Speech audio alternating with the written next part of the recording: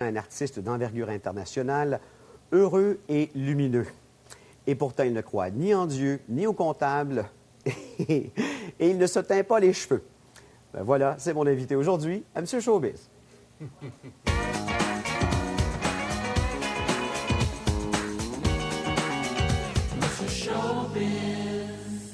J'aime ça commencer l'émission avec un rire. Comment vas-tu, Daniel? Je vais très bien. Je suis content de te voir. Très bien, Eric. Merci, moi aussi. T'as aimé ma présentation? Oui, pas mal, pas mal. Ténébreux, oui, je suis pas mal, ça aussi. Mais tu l'étais au début, plus timide, plus ténébreux. Enfin, je me souviens de toi dans tes premières années.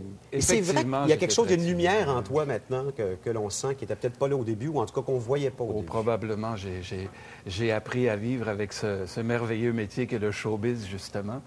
Quand je suis arrivé au Québec... J'étais très intimidé par tout ce qui se passait ici. Tu sais, j'arrive d'un pays, moi, où les gens sont de nature assez réservés. Ah oui, au Manitoba, les gens sont comme ça? Le Manitoba, les gens sont comme ça. Et puis moi, je viens du Manitoba profond, ça veut dire que c'est loin en sacrement. Donc le Manitoba profond, c'est encore plus réservé que le Manitoba citadin. Donc, quand je suis arrivé au Québec, j'ai été étonné de voir tout ce monde-là qui parlait si fort, puis qui disait autant ce qu'il pensait, puis qui avait peur de rien. Ça m'a vraiment fait peur au début. D'ailleurs, tu es venu ici par accident, en fait, juste quoi? Avec tes chums, on va essayer de voir si on peut réussir au Québec, s'amuser un peu avec les filles, j'imagine. Sex, drugs and rock and c'est roll. ça, hein, sûrement? Oui.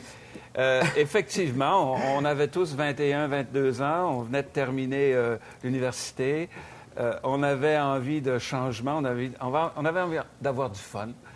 Alors, on avait monté un groupe, puis on faisait des covers, toutes sortes de choses, puis on faisait quelques chansons à nous. On est parti avec un camion puis un U-Haul, puis on a monté directement à Dolbeau, au Lac-Saint-Jean, où on a fait notre premier hôtel. On a commencé à jouer des bars de rock and roll. Et puis, j'ai découvert le Québec, petit à petit, en partant de l'extérieur. Et les Québécoises, bien sûr. Effectivement, les Québécoises. Parce qu'ils sont bien différentes des filles du Manitoba. Là. Écoute, la chanson de René Lévesque qui parle des filles du Lac-Saint-Jean, il a raison. Je ne sais pas si tu t'en souviens. Je m'en souviens pas, non? Ah non. Quand j'étais au Lac-Saint-Jean, je m'en souviens plus. Mais en tout cas, elle a baissé mes bretelles, je suis parti en courant. Donc, ça t'est arrivé? Moi? Oui. Oh, mon Dieu. Plus souvent qu'à mon tour. Heureusement, d'ailleurs. Heureusement, d'ailleurs. Non, écoute, c'était une époque où tout était permis. Les maladies étaient rares et puis la vie était libre. Et on en a profité largement, surtout qu'au Québec, il y avait une émancipation extraordinaire. Après le Manitoba, surtout, qui était quand même beaucoup plus conservateur. Et tes chums, ils sont partis, toi, t'es resté. Oui. C'est une fille qui t'a fait rester ou c'est le métier? Non, c'est le métier. C'est même pas le métier, c'est le Québec. C'est le Québec qui m'a fait rester. Je suis arrivé au Québec en 1971, à peu près au moment de la crise d'octobre. J'ai découvert un Québec en pleine ébullition, une industrie musicale que je ne connaissais pas du tout, ou à peine. J'ai découvert une vitalité et une vie. J'ai entendu pour la première fois des enfants parler français dans la rue. J'en revenais pas. Parce que par chez vous, tu étais quoi, le seul francophone du coin? Ben non, on était tous francophones dans mon village, par exemple. En tout cas, j'avais beaucoup d'amis francophones, mais jamais on aurait osé parler français dans la rue. Ben voyons. Ça se faisait juste à la maison. Pourquoi ça se faisait pas? L'opprobre, la plupart, la majorité était anglophone. On vivait quand même l'histoire du nègre blanc d'Amérique, si tu veux. On était des sous-citoyens. Donc, vraiment une minorité, là. Vraiment. Oui, on est toujours une minorité là-bas, mais une minorité qui se sentait très peu sûre d'elle-même et qui n'osait pas s'afficher beaucoup. Si vous lisez un petit peu Gabrielle Roy, surtout dans La détresse et l'enchantement, où elle parle beaucoup de sa relation avec les anglophones à Saint-Boniface, vous comprendrez ce dont je parle.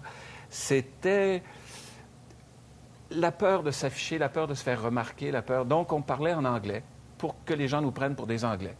Mais quand je suis arrivé au Québec, je voyais les enfants qui jouaient dans la rue, au baseball, puis à tout ce que tu veux, en français. J'ai été ébloui.